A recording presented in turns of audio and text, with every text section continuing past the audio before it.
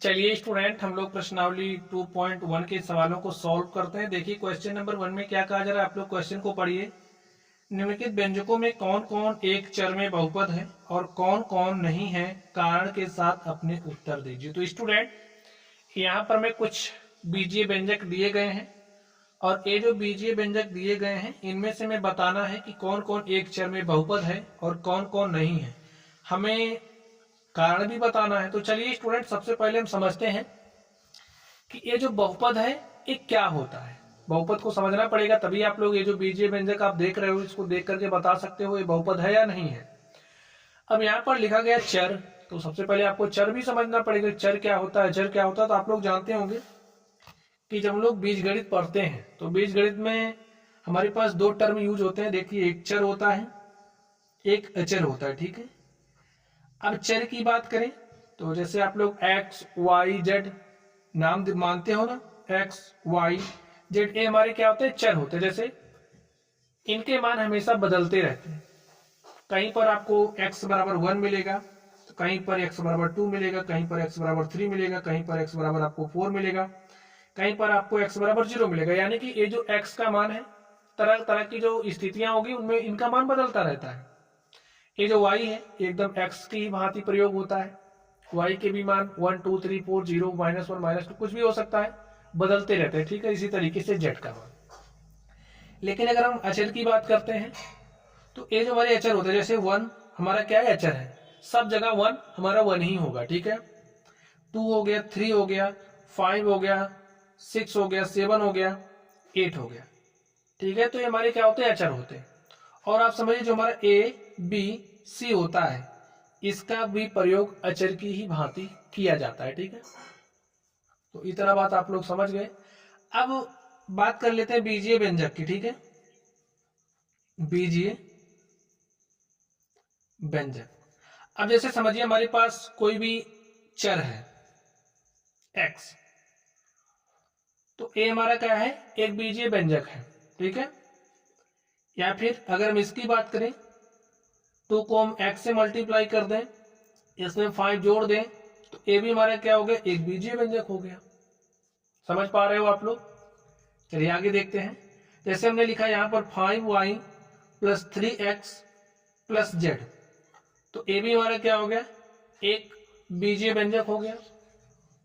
आगे देखते हैं, अगर हमने 2 लिखा तो आप बताइए क्या ये बीजीय व्यंजक है, क्या इसको हम बीजीय व्यंजक कह सकते हैं। तो जी हाँ। अब आप कहोगे कैसे, हम कहेंगे देखिए 2 है, 2 को हम लोग समझिए x की पावर 0 से मल्टीप्लाई कर दिया, और आपको पता है x की पावर 0 का मतलब क्या होता है, 1 होता है। तो इसे हम ऐसा भी लिख सकते हैं 2x की पावर 0। तो ए भी हमारा क्या है, एक बीजीय व्यंजक ही है, ठीक है। तो बीजीय व्यंजक के बारे में आप लोग समझ गए। अब अगर हमने इस तरीके से लिखा है x की पावर 1/2 + y की पावर 1/3 + 5, तो ए भी हमारा क्या है, एक बीजीय व्यंजक ही है, ठीक है। अब सभी बीजीय व्यंजक हमारे बहुपद नहीं कहलाएंगे। कुछ बीजीय व्यंजक जिन्हें हम बहुपद कहते हैं। अब किस तरीके के बीजीय व्यंजक को बहुपद कहेंगे ये तो समझना है आपको। आप समझिए, ऐसा बीजीय व्यंजक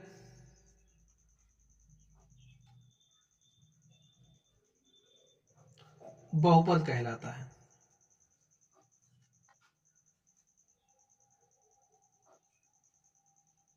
जैसे ऐसा बीजीय व्यंजक बहुपद कहलाता है, कैसा कहलाएगा, देखिए। अब आपने कोई भी बीजीय व्यंजक लिया, समझ लीजिए कोई भी बीजीय व्यंजक लिया, जैसे हमने यहां पर लिया 2x + 5, तो यहां पर ये जो आप x देख रहे हो इसको आप ऐसे भी लिख सकते हो 2x की पावर 1 + 5x की पावर 0, ऐसा लिख सकते हो। तो यहां पर जो हमारा चर है, चर की जो घात है वो क्या है, 1 है, 0 है। तो कहने का मतलब ये है कि जो हमारी चर की घात है, लिख लीजिए चर की घात एक ऋणेतर पूर्णांक होना चाहिए। कैसा होना चाहिए, ऋणेतर पूर्णांक।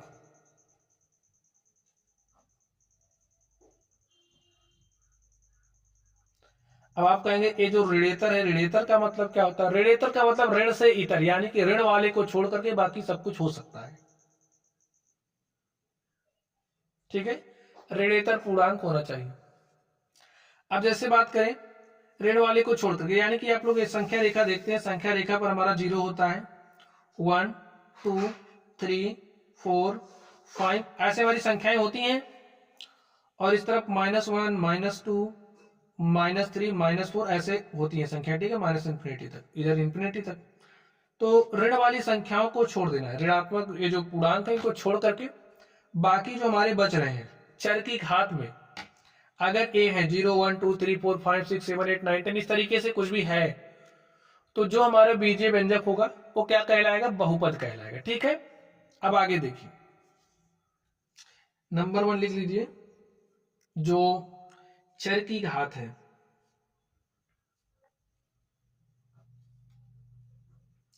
एक ऋणेतर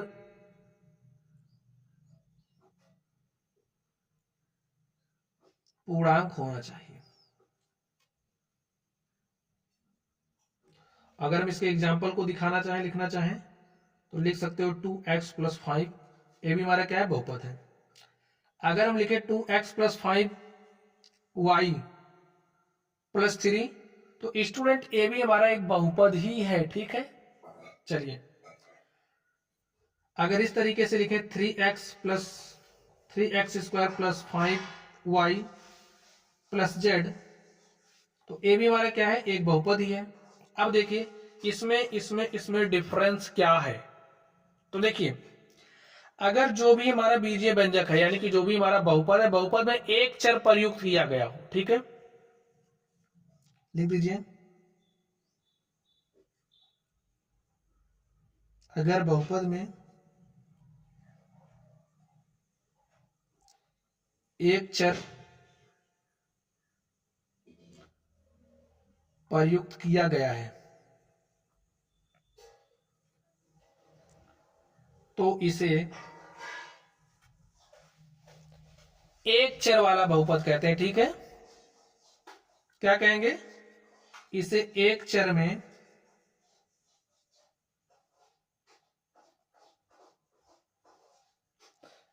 में बहुपद कहेंगे। अब जैसे यहां पर जो बहुपद हमने लिखे हैं, अब आप बताइए कौन एक चर वाला बहुपद है। यहां पर देखिए चर कितना प्रयुक्त किया गया है, एक, x ही है, और कोई तो चर है नहीं, चर अचर हमने आपको समझा दिया है। तो ये जो 2x + 5 है, लिखिए 2x + 5 एक चर में बहुपद है।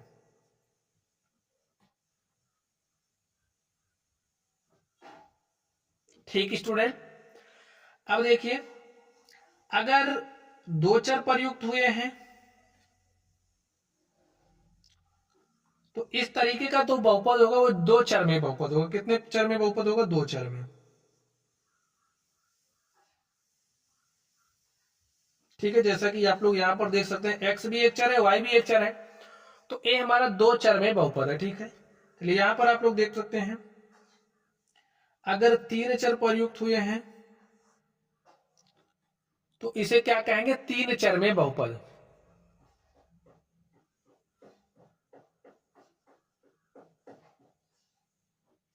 आप लोग इतनी बात समझ गए, एक चर में बहुपद, दो चर में बहुपद, तीन चर में बहुपद क्या होता है, इस बात को आप लोग समझ गए होंगे। चलिए अब हम लोग थोड़ा सा आगे बात कर लेते हैं।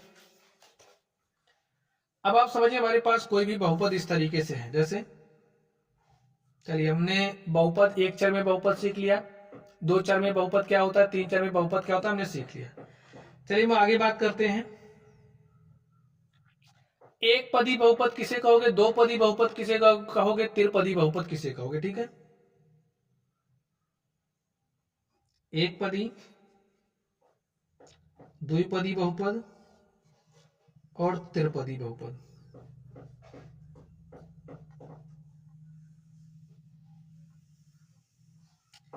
अब आप समझिए, जैसे हमारे पास कोई बहुपद है जिसमें एक पद है, सिर्फ और सिर्फ एक पद है, तो ऐसे बहुपद को एक पदी बहुपद कहते हैं। ठीक है,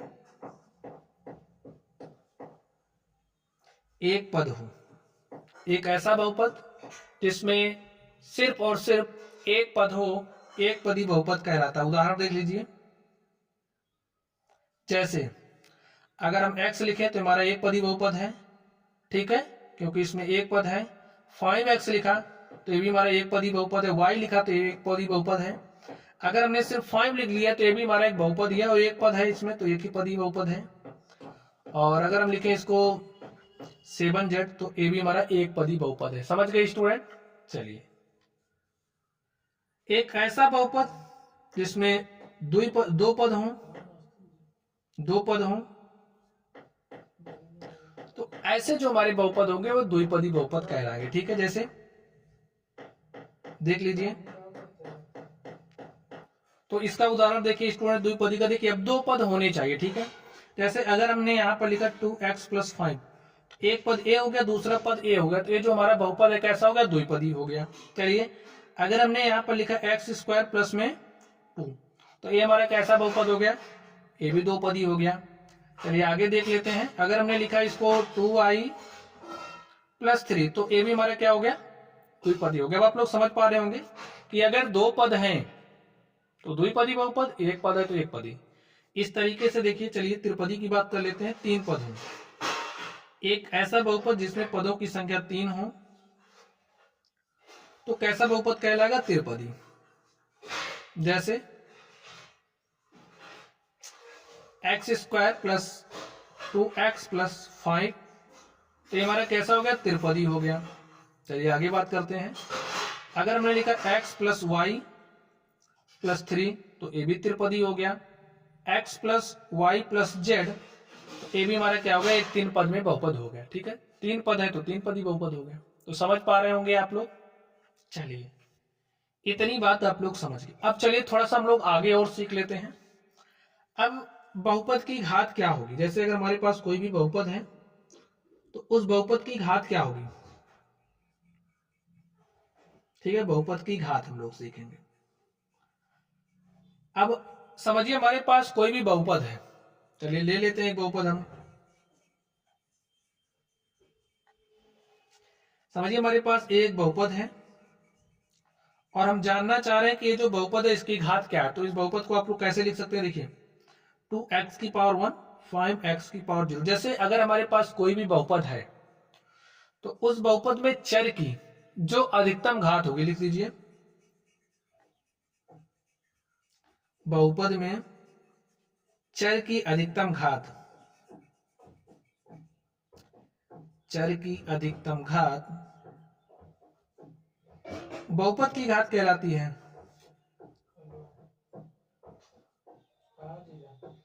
बहुपद की घात कहलाती है। तो अब आप यहां पर ध्यान से देखिए, चर क्या है? x है, ठीक है, और यहां पर जो चर है x की अधिकतम घात क्या है?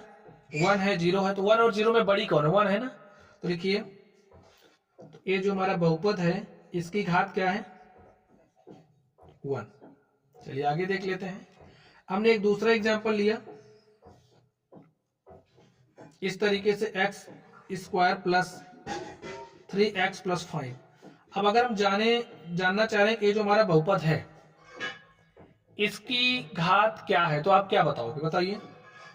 चर की अधिकतम घात, तो चर तो यहां पर हमारा x है, तो x की अधिकतम घात क्या है? देखिए, 2 है, 1 है, 0 है, तो बड़ी घात क्या है? 2 और 0 में बड़ी 2 है, तो इस बहुपद की घात क्या हो जाएगी? तो किसी भी बहुपद में चर की जो अधिकतम घात होगी वही बहुपद की घात कहलाएगी। तो यहाँ पर घात 2 है, 1 है, 0 है, तो बड़ी 2 है ना, तो बहुपद की घात 2 हो गई। ठीक है, चलिए आगे बात करते हैं नेक्स्ट एग्जांपल की। अब आप समझिए, हमारे पास इस तरीके से है। अब इसमें बताइए बहुपद की घात क्या होगी? चर की अधिकतम घात बहुपद की घात कहलाएगी। चर क्या है? y है, देख सकते हैं, तो y की अधिकतम घात है क्या? 2। तो ये जो बहुपद है इसकी घात क्या होगी? 2 हो गई। चलिए एक एग्जांपल और ले लेते हैं। चलिए समझिए, अगर हमारे पास कुछ इस तरीके से 3x⁻3 5x² + 3x + 2 इस तरीके से दिया गया है, और हम पूछें कि यहां पर ये जो बहुपद आप देख रहे हो इस बहुपद की घात क्या है, तो आप क्या कहोगे?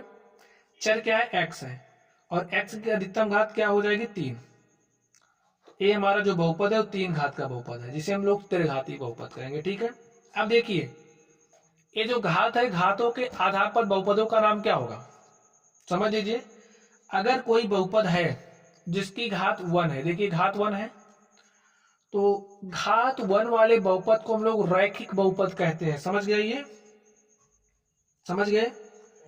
कैसे, अगर हमारे पास कोई बहुपद है, जैसे आपने यहाँ पर देखा 2x + 5, इसकी घात कितनी है 1 है, तो घात 1 वाले बहुपद को रैखिक बहुपद कहते हैं। घात 2 वाले बहुपद को द्विघाती बहुपद कहते हैं। समझ गए आप लोग। और जो हमारा घात 3 वाला बहुपद होता है उसे हम लोग त्रिघाती बहुपद कहते हैं। इतनी बात स्टूडेंट आप लोग समझ गए होंगे। ठीक है, चलिए एक बात और समझ लेते हैं।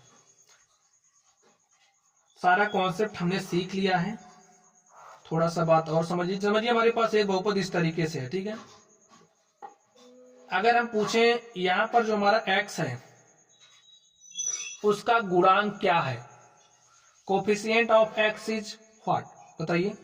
x का कोफिशिएंट, x का गुणांक क्या है, तो आप कहोगे 3 है। x का गुणांक क्या है, 3 है। यहाँ पर अगर हमने इस तरीके से लिखा 2x² + 5x + 3, और यहां से अगर हम पूछे x² का गुणांक क्या है, तो आप बताइए x² का गुणांक क्या है।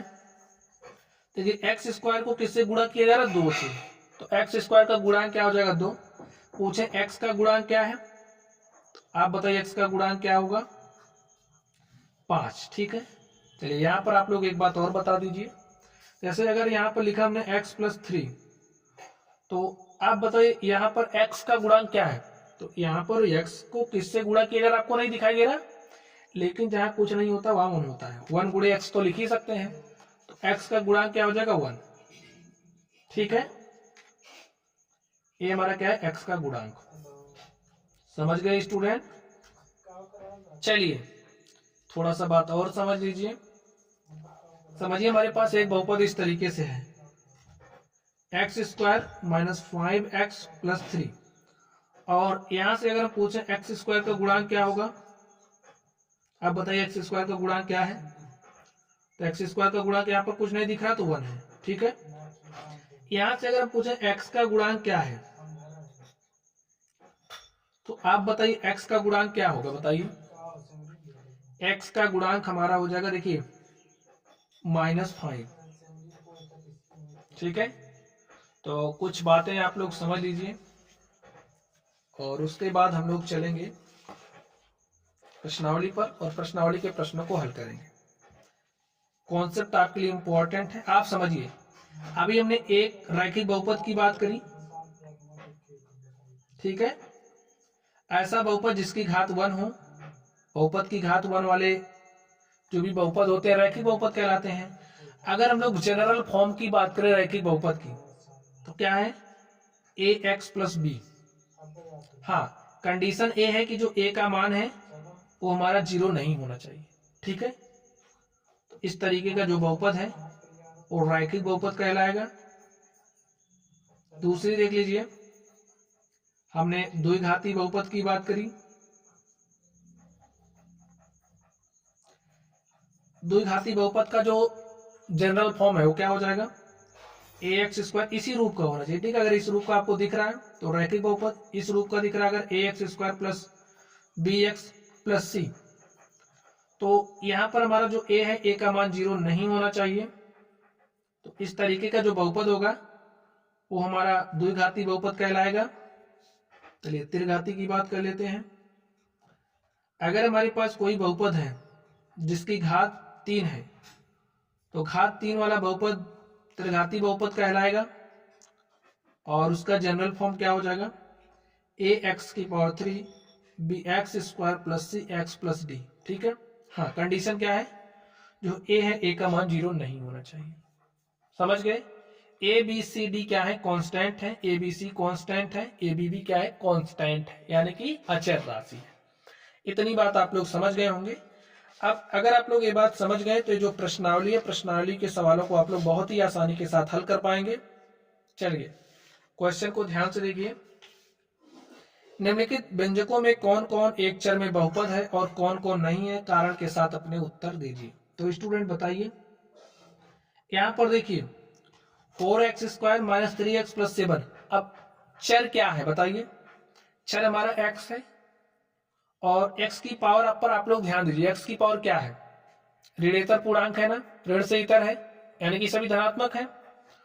तो ये तो हमारा बहुपद है, एक चर में बहुपद है, लिख दीजिए एक चर में बहुपद है, ठीक है, क्योंकि सिर्फ और सिर्फ एक चर प्रयुक्त किया गया है और जो x की पावर्स है वो एक ऋणेतर पूर्णांक है। चलिए यहां पर देखिए चर क्या है, y है, सिर्फ और सिर्फ एक ही चर प्रयुक्त किया गया है y, ठीक है।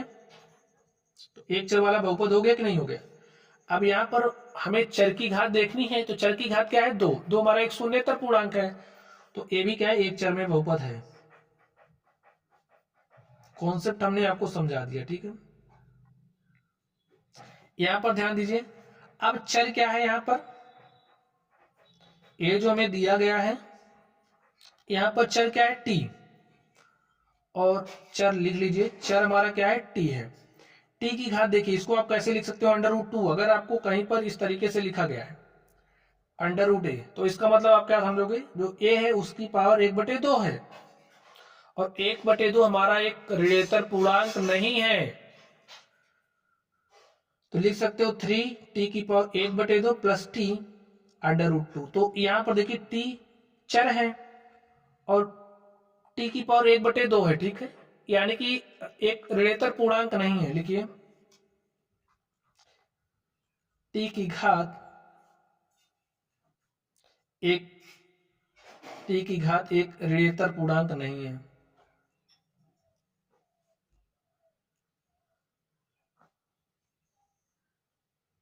नहीं है, इसलिए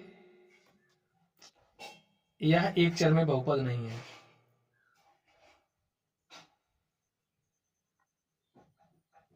क्यों नहीं है, कारण समझ गए, क्योंकि यहाँ पर जो t की पावर है वो 1/2 है। अगर 0 भी होता, 1 2 3 होता चल जाता, लेकिन 1/2 पावर हो गई, इसलिए ये बहुपद नहीं है। अब यहाँ पर आप लोग ध्यान से देखिए क्या लिखा गया, y + 2/y। इसको हम कैसे लिख सकते हैं, y प्लस, ये जो y की पावर 1 है, ठीक है, और इस पावर 1 को ऊपर लेकर के जाएंगे तो 2y की पावर -1 हो गया। तो ये भी क्या है, एक चर में बहुपद नहीं है। क्यों नहीं है, आप कारण बताइए।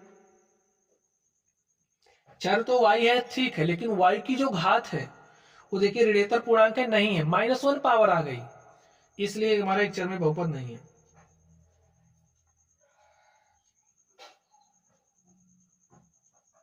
नहीं है, यहां पर देखिए, अब ये तो देखने से पता चल रहा है एक चर में बहुपद नहीं है। क्यों नहीं है, क्योंकि इसमें x भी चर है, y भी चर है, t भी चर है, तो इसमें 3 चर आ गए, तो ये 3 चर वाला बहुपद हो गया, ठीक है, एक चर में बहुपद है ही नहीं। घाते तो ठीक है, ऋणेतर है, लेकिन ये जो पावर, ये जो चर है उसमें, इसमें 3 चर आ गए, चरों की संख्या 3 हो गई, इसलिए एक चर में बहुपद नहीं है, ठीक है, बहुपद नहीं है, क्योंकि इसमें चरों की संख्या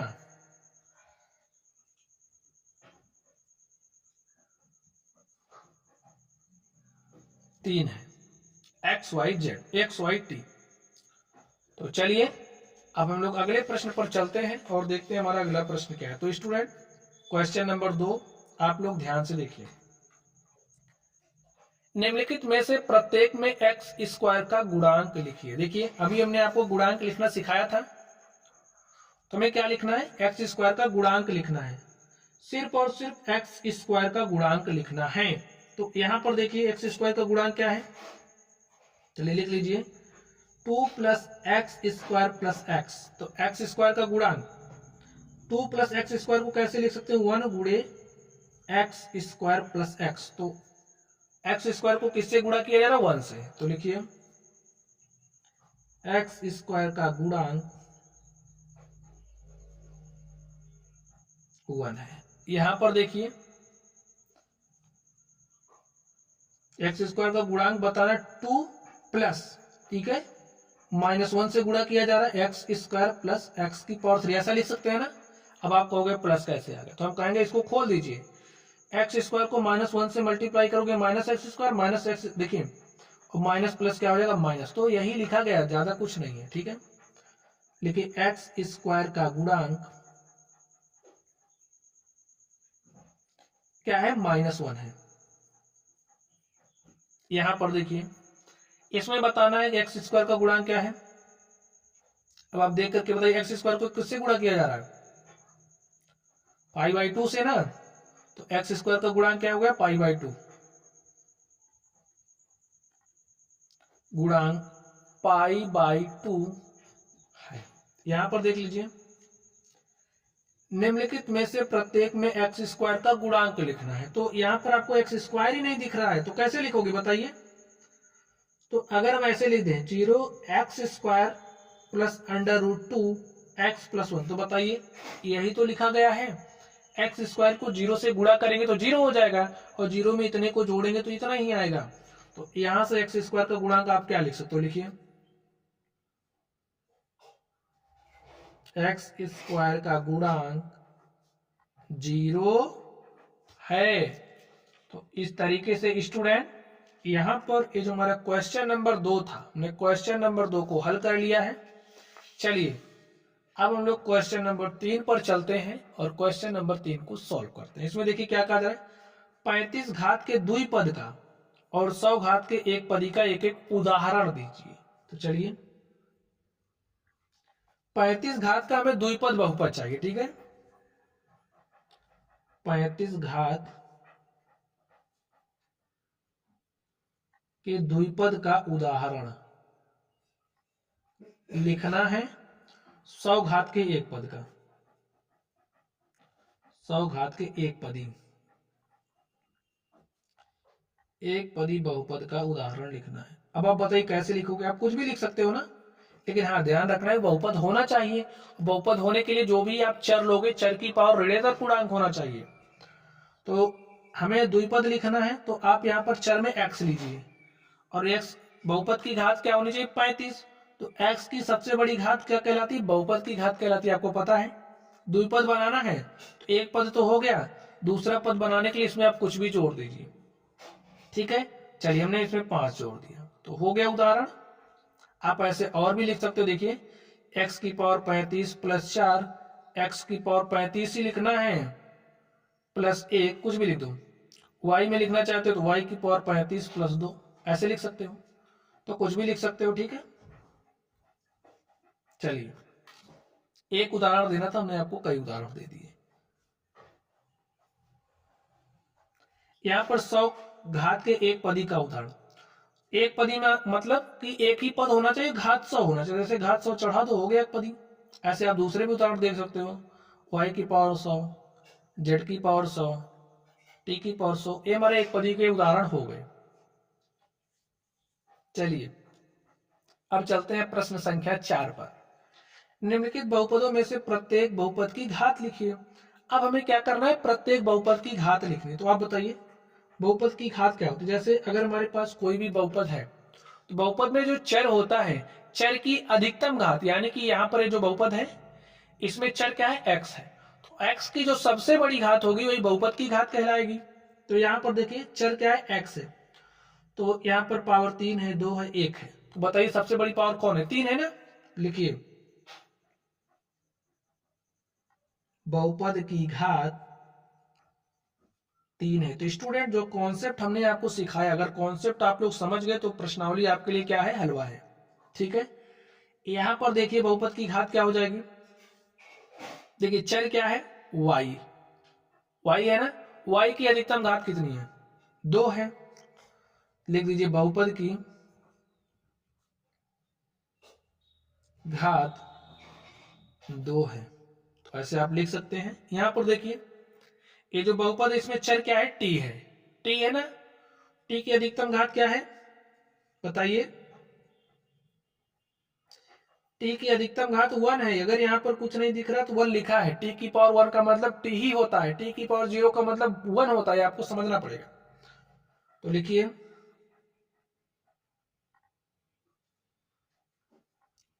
बहुपद की घात कितना है, 1 है। जो हमारा चर होता है, जैसे कोई बहुपद है उसमें जो चर होता है, चर की अधिकतम घात बहुपद की घात कहलाती है। अब यहाँ पर आप लोग ध्यान से देखिए चौथे नंबर में, अब इसमें बहुपद की घात क्या हो जाएगी आप बताइए। अब आपका दिमाग चकरा गया होगा, चकराने की जरूरत नहीं है। देखिए यहाँ पर आप कोई चर ले लीजिए स्वेच्छा से, हमने लिया x, और x की पावर 0 का मतलब क्या होगा, 1 ही होगा, यानी कि 3 गुणे 1। इसको ऐसा लिख सकते हैं, आप लोग y भी ले सकते हो, ठीक है, 3y की पावर 0 भी ले सकते हो, 3 आएगा। 3 की पावर z, 3z की पावर 0 लोगे तब भी 1 ही आएगा, ठीक है। 3t की पावर 0 लोगे तब भी 1 ही आएगा। तो किसी न किसी तरीके से इसी तरीके से लिखा है। तो यहाँ पर जो चर आप देख रहे हो, x लिया है, तो x की अधिकतम घात क्या है, 0 है। लिख दीजिए बहुपद की घात 0 है। तो स्टूडेंट अगर आपके पास कोई बहुपद है और उसकी घात 0 है, तो इस तरीके का जो बहुपद होता है वो शून्य बहुपद कहलाता है, ठीक है। ये बात आपको समझ लेना है। तो इस तरीके से जो हमारा प्रश्नावली था, हमने इस प्रश्नावली के क्वेश्चन नंबर 4 को सॉल्व कर लिया है। चलिए हम लोग अगले प्रश्न पर चलते हैं और देखते हैं हमारा अगला प्रश्न क्या है।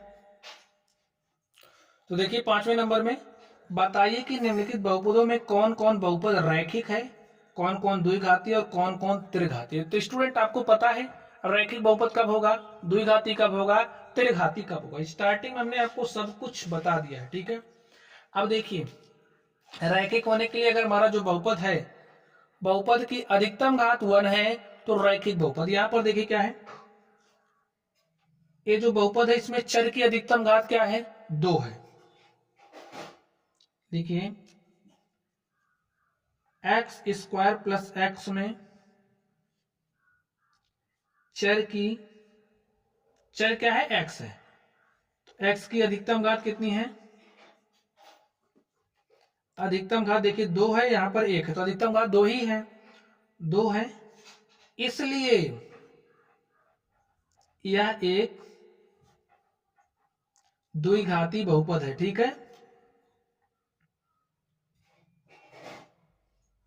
इसी तरीके से देखिए चर क्या है, x है, x की अधिकतम घात यहां पर देखिए 1 है, यहां पर 3 है, तो अधिकतम घात 3 है। तो अधिकतम घात 3 होने के कारण इसे हम क्या कहेंगे, त्रिघाती बहुपद, ठीक है।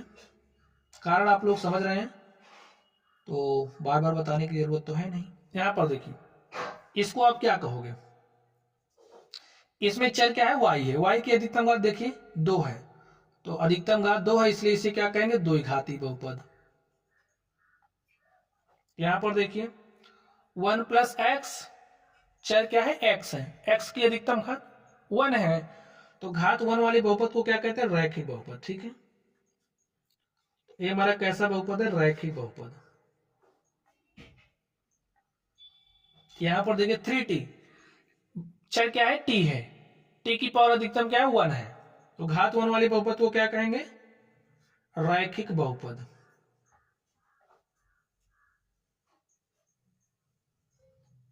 रैखिक बहुपद इसमें देखिए चर क्या है, r है, ठीक है, और r की पावर कितना है, 2 है, तो जब बहुपद की घात 2 है, तो इस तरीके का जो बहुपद होता है उसे हम द्विघाती बहुपद कहते हैं। तो आगे देखते हैं, यहां पर देखिए क्या दिया गया है, बहुपद दिया गया है 7x की पावर 3, इसमें चर क्या है, x है, और x की अधिकतम घात कितनी है, 3 है, तो चर की अधिकतम घात बहुपद की घात कहलाती है। तो यहाँ पर जो बहुपद है इसकी घात क्या हो जाएगी, 3, इसे हम क्या कहेंगे, त्रिघाती बहुपद, ठीक स्टूडेंट। इस तरीके से आप देख सकते हैं, ये जो हमारी प्रश्नावली थी, इस प्रश्नावली के सारे सवालों को स्टूडेंट हमने हल कर लिया है। तो चलिए आप लोग पढ़ते रहिए, अगर आप लोगों को कोई भी डाउट हो तो आप लोग कमेंट बॉक्स में कमेंट करना। वीडियो पसंद आए तो वीडियो को लाइक कीजिएगा, चैनल पर नए हो तो चैनल को सब्सक्राइब कीजिएगा। चलिए आप लोग पढ़ते रहिए, थैंक यू।